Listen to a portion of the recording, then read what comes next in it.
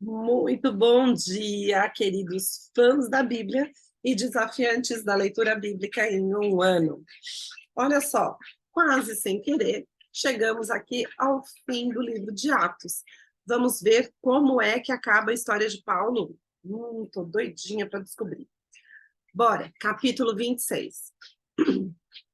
A seguir, Agripa, dirigindo-se a Paulo, disse: É permitido que uses da palavra em tua defesa. Então, Paulo, estendendo a mão, passou a defender-se nesses termos: Tenho-me por feliz, ó rei Agripa, pelo privilégio de hoje, na tua presença, poder produzir a minha defesa de todas as acusações feitas contra mim pelos judeus. Mormente, porque és versado em todos os costumes e questões que há entre os judeus. Por isso eu te peço que me ouças com paciência. Quanto à minha vida, desde a mocidade, como decorreu desde o princípio entre o meu povo e em Jerusalém, todos os judeus a conhecem. Pois, na verdade, eu era conhecido deles desde o princípio, se assim o quiserem testemunhar, porque vivi fariseu conforme a seita mais severa da nossa religião. E agora estou sendo julgado por causa da esperança da promessa que por Deus foi feita a nossos pais, a qual as nossas 12 tribos, servindo a Deus fervorosamente de noite e de dia, almejam alcançar. É no tocante a esta esperança, ó rei, que eu sou acusado pelos judeus. Porque se julga incrível entre vós que Deus ressuscite os mortos. Na verdade, a mim me parecia que muitas coisas devia eu praticar contra o nome de Jesus, o Nazareno. E assim procedi em Jerusalém.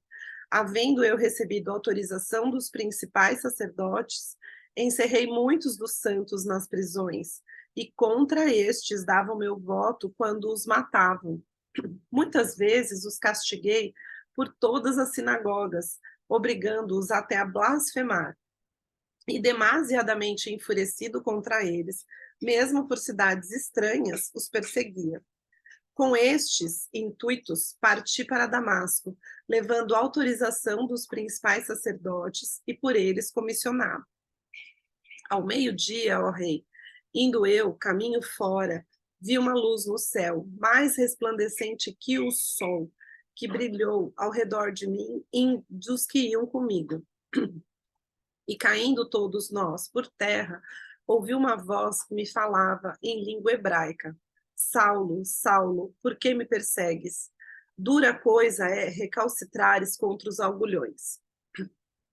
Então eu perguntei: Quem és tu, Senhor? Ao que o Senhor respondeu: Eu sou Jesus, a quem tu persegues. Mas levanta-te e firma-te sobre teus pés, porque por isso te apareci, para te constituir ministro e testemunha, tanto das coisas em que me viste, como daquelas pelas quais te aparecerei agora, livrando-te do povo e dos gentios para os quais eu te envio, para lhes abrires os olhos e os converteres das trevas para a luz e da potestade de Satanás para Deus, a fim de que recebam eles remissão dos pecados e herança entre os que são santificados pela fé em mim. Pelo que o rei, ó rei Agripa, não fui desobediente à visão celestial, mas anunciei primeiramente aos de Damasco e em Jerusalém, por toda a região da Judéia, e aos gentios que se arrependessem e se convertessem a Deus, praticando obras dignas de arrependimento. Por causa disso, alguns judeus me prenderam, estando eu no templo, e tentaram matar-me. Mas, alcançando o socorro de Deus, permaneço até o dia de hoje, dando testemunho, tanto a pequenos como a grandes, nada dizendo, senão o que os profetas e Moisés disseram haver acontecer. Isto é, que o Cristo devia padecer e, sendo o primeiro da ressurreição dos mortos, anunciaria a luz ao povo e aos gentios. Dizendo ele estas coisas em sua defesa, Festo o interrompeu em alta voz. Estás louco, Paulo? As muitas letras te fazem delirar. Paulo, porém, respondeu: Não estou louco, ó excelentíssimo Festo. Pelo contrário, digo palavras de verdade e de bom senso, porque tudo isto é do conhecimento do rei, a quem me dirijo com franqueza, pois estou persuadido e de nenhuma dessas coisas lhe é oculta, porquanto nada se passou em algum lugar escondido. Acreditas, ó rei Agripa, nos profetas? Bem sei que acreditas. Então Agripa se dirigiu a Paulo e disse: Por pouco me persuades a me fazer cristão. Paulo respondeu: Assim Deus permitisse que por pouco ou por muito, não apenas tu, ó rei, porém todos os que hoje me ouvem, se tornassem mais qual eu sou, exceto essas cadeias. A essa altura, levantou-se o rei e também o governador, e Berenice, bem como os que estavam assentados com eles. E, havendo-se retirado, falavam uns com os outros, dizendo: Este homem nada tem feito passível de morte ou de prisão. Então Agripa se dirigiu a Festo e disse: Este homem bem podia ser solto, se não tivesse apelado para César. Capítulo 27. Quando foi decidido que navegássemos para a Itália, entregaram Paulo e alguns outros presos a um centurião chamado Júlio, da coorte imperial. Embarcando num navio Adramítino, que estava de partida para costear a Ásia, fizemo-nos ao mar, indo conosco Aristarco, macedônio de Tessalônica. No dia seguinte, chegamos a Sidom, e Júlio, tratando Paulo com humanidade, permitiu-lhe ir ver os amigos e obter assistência. Partindo dali, navegamos sob a proteção de Chipre, por serem contrários os ventos. E tendo atravessado o mar ao longo da Cilícia e Panfilha, chegamos a Mirra, na Lícia. Achando ali o centurião, um navio de Alexandria, que estava de partida para a Itália, nele nos fez embarcar. Navegando vagarosamente muitos dias e tendo chegado com dificuldade defronte de Quinido, não nos sendo permitido prosseguir por causa do vento contrário, navegamos sob a proteção de Creta, na altura de Salmona. Costeando-a penosamente, chegamos a um lugar chamado Bons Portos, perto do qual estava a cidade de Lazéia. Depois de muito tempo, tendo se tornado a navegação perigosa e já passando o tempo do dia do jejum, admoestava-os Paulo, dizendo-lhes: Senhores, vejo que a viagem vai ser trabalhosa, com dano e muito prejuízo, não só da carga e do navio, mas também da nossa vida. Mas o centurião dava mais crédito ao piloto e ao mestre do navio do que ao que Paulo dizia. Não sendo o porto próprio para invernar, a maioria deles era de opinião que partissem dali, para ver se podiam chegar a Fenícia e aí passar o inverno, visto ser um porto de Creta, o qual olhava para o nordeste e para o sudeste. Soprando brandamente o vento sul, e pensando eles ter alcançado o que desejavam, levantaram âncora e foram costeando mais de perto a ilha de Creta.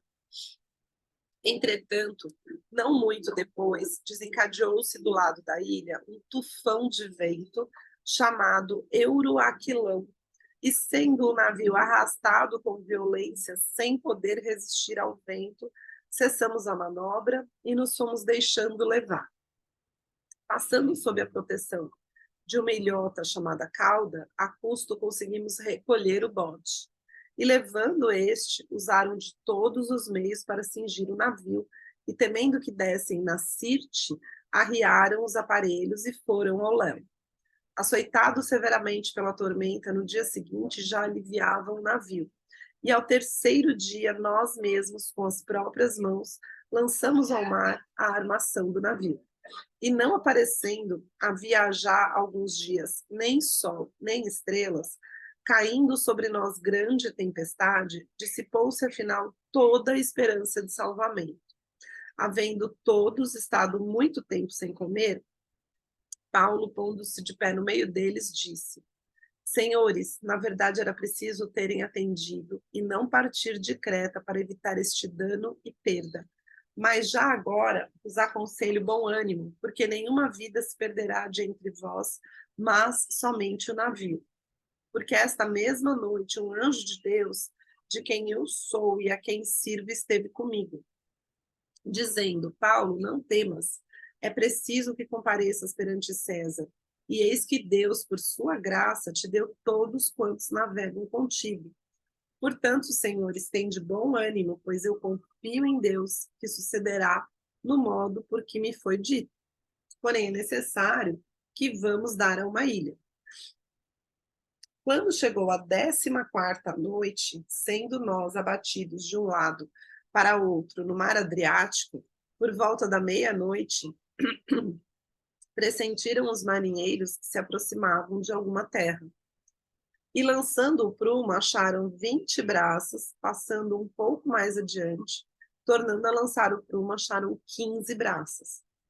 E receosos de que fôssemos atirados contra lugares rochosos, lançaram de popa 4 âncoras e oravam para que rompesse o dia, procurando os marinheiros fugir do navio e tendo arriado o bote no mar, a pretexto de que estavam para largar âncoras de proa. Disse Paulo ao centurião e aos soldados: se estes não permanecerem a bordo, vós não podereis salvar-vos. Então os soldados cortaram os cabos do bote e o deixaram afastar-se. Enquanto amanhecia, Paulo rogava a todos que se alimentassem, dizendo: hoje é o 14º dia em que, esperando estáis sem comer, nada tendo provado. Eu vos rogo que comais alguma coisa, porque disso depende a vossa segurança, pois nenhum de vós perderá nem mesmo um fio de cabelo. Tendo dito isto, tomando um pão, deu graças a Deus na presença de todos, e depois de partir, começou a comer. Todos cobraram ânimo e se puseram também a comer. Estávamos no navio 276 pessoas ao todo. Refeitos com a comida, aliviaram o navio lançando trigo ao mar. Quando amanheceu, não reconheceram a terra, mas avistaram uma enseada onde havia praia. Então consultaram entre si e não podiam encalhar ali o navio. Levantando as âncoras, deixaram-no ir ao mar, largando também as amarras do leme, e alçando a vela de proa ao vento, dirigiram-se para a praia. Dando, porém, num lugar onde 2 correntes se encontravam, encalharam ali o navio.